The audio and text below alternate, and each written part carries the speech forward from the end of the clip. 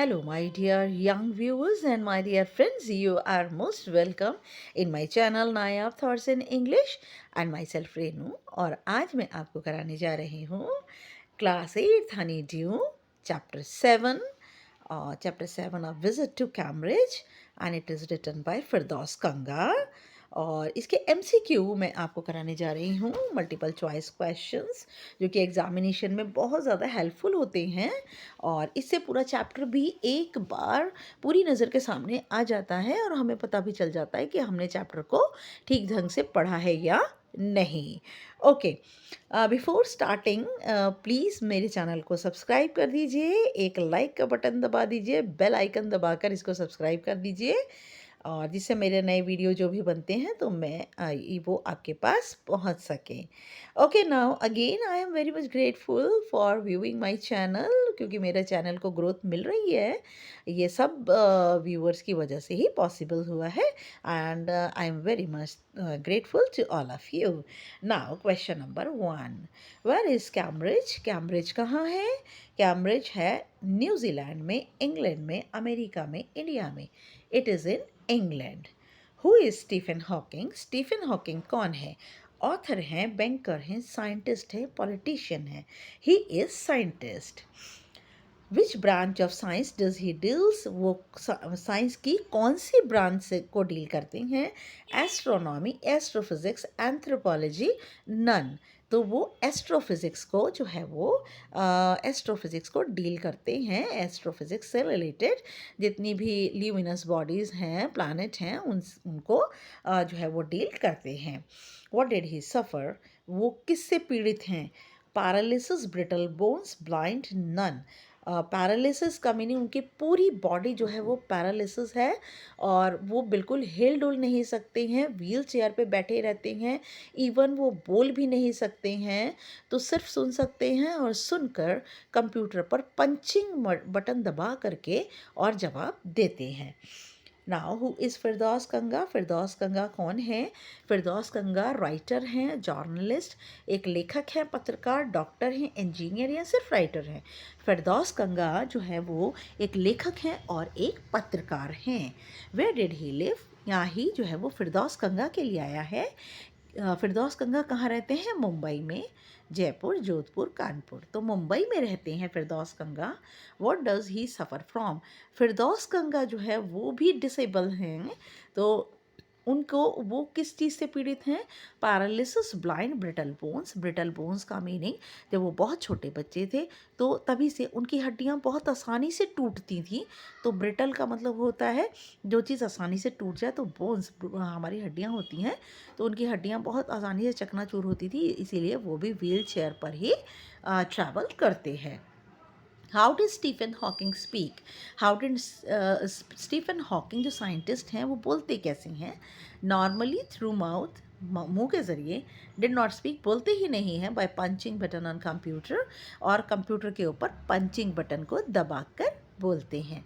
अपनी बात को कंप्यूटर की स्क्रीन के ज़रिए एक्सप्रेस करते हैं, इसीलिए उन्हें अपने आइडियाज़ को एक्सप्रेस करने के लिए बहुत ज़्यादा स्ट्रेस लेना पड़ता है और वो बहुत जल्दी एग्जॉस्ट हो जाते हैं।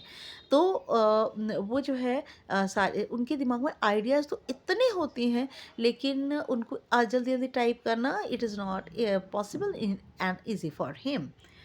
Which country did Hawking belong? और यस बेटा, जस्ट अ मिनट, कौन सी कंट्री से हॉकिंग जो है वो बिलोंग करते हैं? इंग्लैंड से। What did the guide call Stephen? Guide ने स्टीफन को क्या कहकर बुलाया? Poor man, good man, bad man, none. Poor man, बेचारा आदमी। ही इज़ अ वर्दी सक्सेसर टू, और वो किसके उत्तराधिकारी हैं?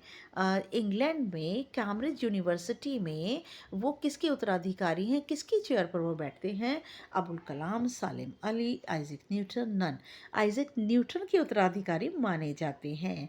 Name the book he wrote, उन्होंने कौन सी किताब लिखी? किसने? हॉकिंग ने।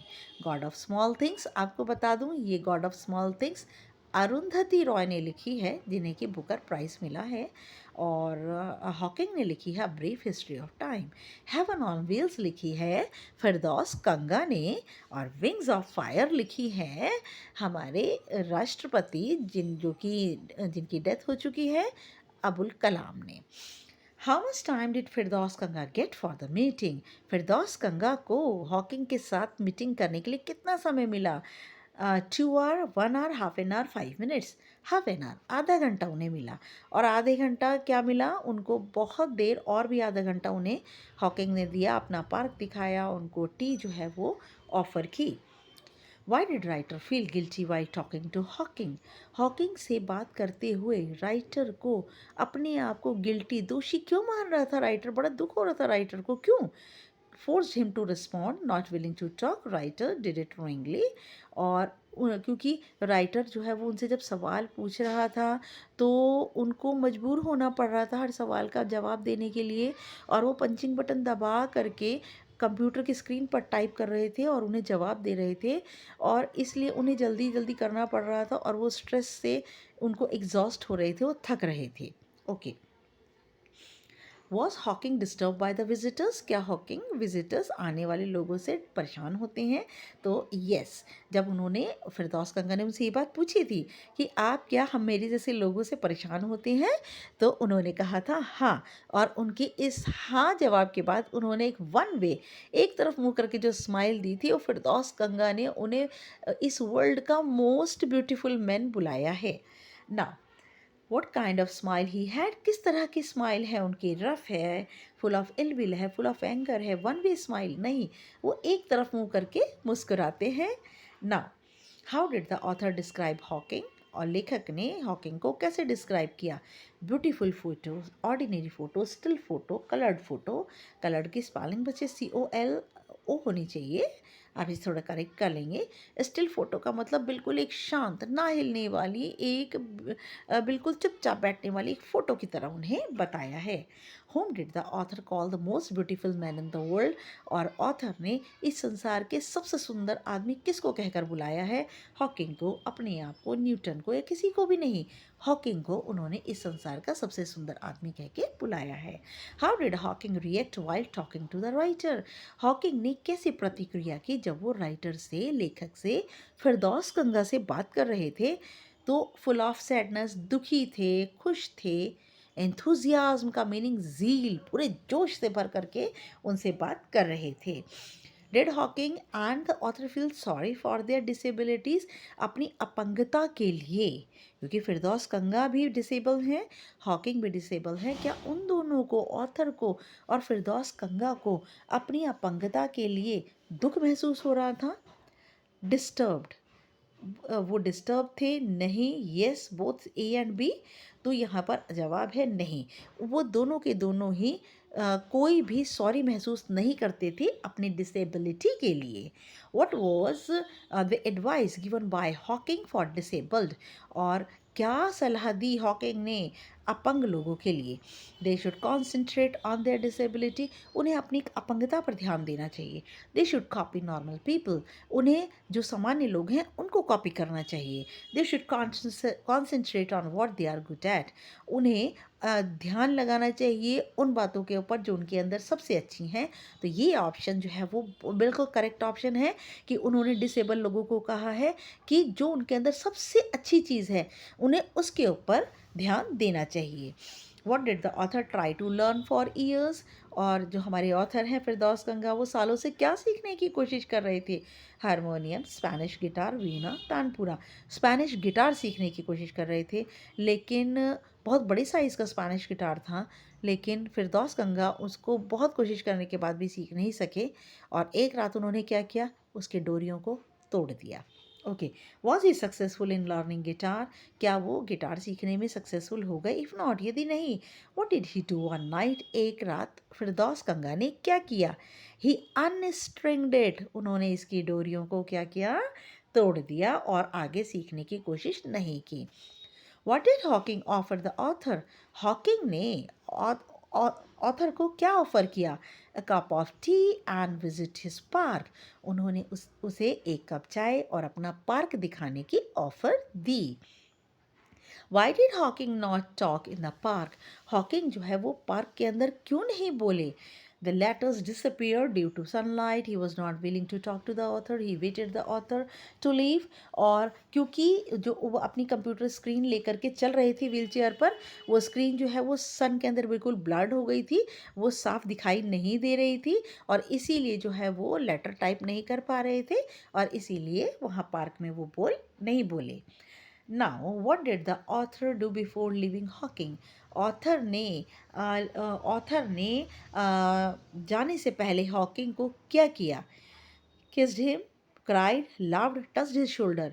उनके कंधों को छुआ, क्योंकि वो चाहता था कि वो उन ज़ोर से बोले भी, उनको प्यार भी करे, लेकिन नहीं कर सकता उनके सिर्फ कंधे को छू करके, और ऑथर चला जाता है. What is the author expect when he left. Author जब जाने लगा तो उसने हॉकिंग से क्या एक्सपेक्ट किया था. उसने हॉकिंग से एक्सपेक्ट किया था he would wave his hand, कि शायद वो अपना हाथ उठा करके उसको वेव करेंगे, गुड बाय करेंगे, लेकिन ऐसा नहीं हो सकता, because he was paralytic and he was unable to wave his hand. He was unable to lift his hand. Now, 28. Name the book written by फिरदौस कंगा. फिरदौस कंगा ने कौन सी बुक लिखी. फिरदौस कंगा ने लिखी है heaven on the wheels. A brief history of time किसने लिखी है बेटा. ये लिखी है स्टीफन हॉकिंग ने. रूम ऑन द रूफ किसने लिखी है. रस्किन बॉन्ड ने. अ सुटेबल बॉय लिखी है विक्रम सेठ ने. Now 29. How did both Hawking and Firdaus Kanga move. ये दोनों के दोनों डिसेबल हैं. ये दोनों कैसे मूव करते हैं. Through feet, through wheel chair. ये बच्चे यहाँ पर इसमें थोड़ा छुप गया है. व्हील चेयर पर वो दोनों मूव करते हैं. Now last but not the least, what is the meaning of claustrophobic. Claustrophobic का मतलब बहुत इंपॉर्टेंट टर्म है ये. इसका मतलब है वेरी स्मॉल, बहुत छोटी, एंड सफोकेटिंग. और सफोकेटिंग का मतलब दम घुटने वाली. ओके, तो मेरी रिक्वेस्ट है, मेरे चैनल को like, share, comment and subscribe करके मेरे चैनल को सब्सक्राइब कर दीजिए. सब्सक्रिप्शन मेरे पास बहुत कम है, that's why I need it badly, I should say it. और मेरे चैनल को ग्रोथ देने के लिए आपको बहुत बहुत शुक्रिया. ओके, अल्लाह हाफिज़.